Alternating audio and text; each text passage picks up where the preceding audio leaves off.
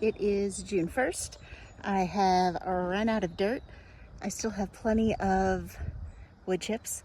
So let's take a garden tour and see where we are. So I am going to start over here at our longest bed. And this I just sowed, so nothing is coming up yet, but it's 3 rows. The back row is going to be long beans, peas, and sugar snap peas. And those are going to go on the trellis that the plan is to get up today. And then the middle row is taller wildflowers, and the front row is going to be shorter flowers. And then in the tower planters, in the green stalks, the orange and green are greens and herbs, and those are all coming along really nicely. Getting to the point where, especially on the greens, could probably do 1 or 2 baby green salads. Over here, we've got the corn just starting to come up. I'd say about 2 of the 4 eggplant look like they might survive. No soil in those 2 yet.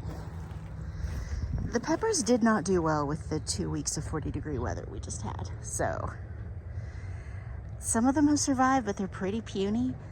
Keep an eye on them. I may end up just buying started peppers at this point because we don't really have time to restart them. The winter squash are doing really nicely. They're leafing out well. It's hit or miss on the cucumbers. A couple of them, especially towards this end, look good. Towards that end, they don't look so good. But especially these first 2 tomatoes have done really well since transplanting. So these are the mortgage lifter tomatoes with some basil. Then these are the blueberries, cherry tomatoes, and more basil.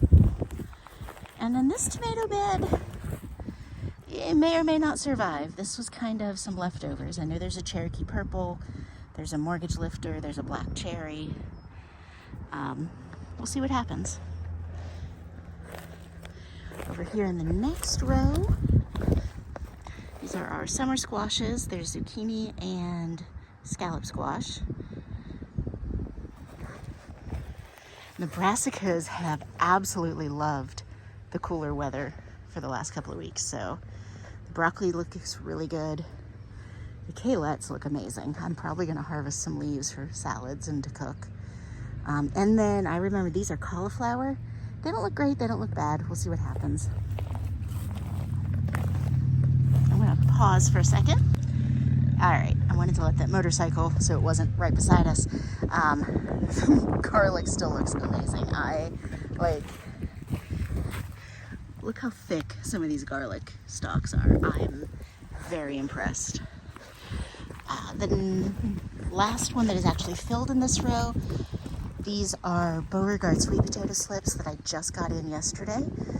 They look terrible, but if I remember correctly, they looked terrible last year. They actually looked dead last year, and we still got a really good harvest. So I'm not gonna worry, I'm gonna trust the process. This bed is potatoes. Nothing has sprouted there yet. In this bed, it's a half and half situation. On this side, it is a wax bean, and then down here are carrots. These are my favorite beans. These are dragon tongue beans, and you could see it before I watered. I don't know if you can see it now, but they are starting to sprout. You're starting to see some green. And then the last filled bed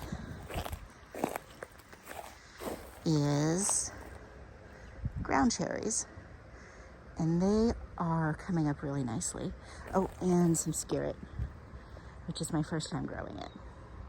We've got one more section of the garden. All right, so I am in the back corner, and these 2 both have rhubarb starts in them. That does not have potting soil in it yet. These were planted with a mixture of flowers and then some radishes. And I did see, some radishes starting to come up. And I just planted those this week, so they're doing well. And then the taller ones, still waiting for another delivery of soil. So that is the state of the garden